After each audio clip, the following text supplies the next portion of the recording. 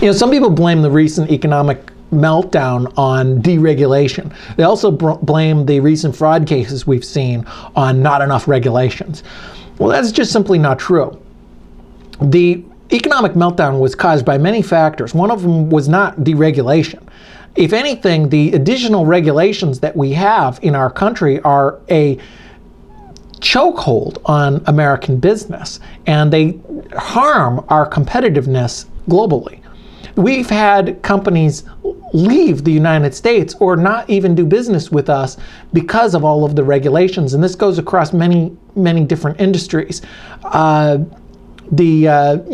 from motorcycle helmets to children's toys to certainly anything investment related. Companies that don't even want to bother doing business in America because it's so difficult to do business here because there are so many regulations. British Airways, a huge, important company, delisted from our exchange because they didn't want to bother with Sarbanes-Oxley and the Patriot Act and all of the other nonsense that we have. So decreasing the regulations is helpful, not harmful to the economy. And secondly, when it comes to fraud, more regulations don't prevent fraud. Sarbanes-Oxley was supposedly designed to prevent another Enron type of situation. Well, people went to jail over Enron. So clearly there was already enough rules in place prior to that it was enough to put somebody behind bars, and that didn't stop the fraud. What would stop the fraud is more enforcement of the existing rules and more stiff penalties for those that break the rules.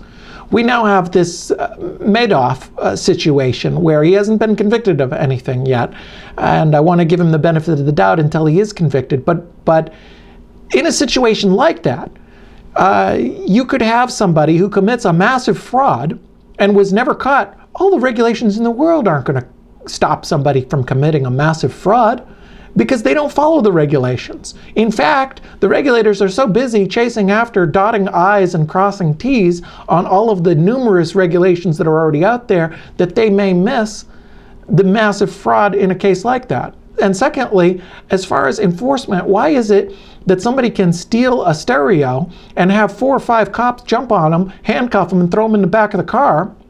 And sometimes they'll do time for it, and you have somebody who could steal billions and billions and billions of dollars, and they get to go under house arrest and live in luxury. So it's enforcement of the existing rules and the penalties. There's a double standard, there always has been, where street crime, you're going to get your head cracked and you're going to get grabbed by cops and locked up, in some cases overly extreme, I will admit, but white-collar crime, the people just tend to go free and have slaps on the wrist and fines and things like that. There's many examples where, you know, people steal millions of dollars and they get fined thousands of dollars. It's ridiculous. So the solution isn't more regulation. More regulation just burdens the people who follow the regulations. Crooks don't follow regulations. It takes our government and our regulators have to realize that. If you have new laws that require an additional 25 pages to be added to an investment prospectus, let's say, the crooks are just going to simply continue to print fake prospectuses because that's what crooks do. The honest firms are going to be burdened by an additional huge amount of work and legal work and compliance work and accounting and all of these other things. So it doesn't help anybody to think that it's deregulation that caused this problem.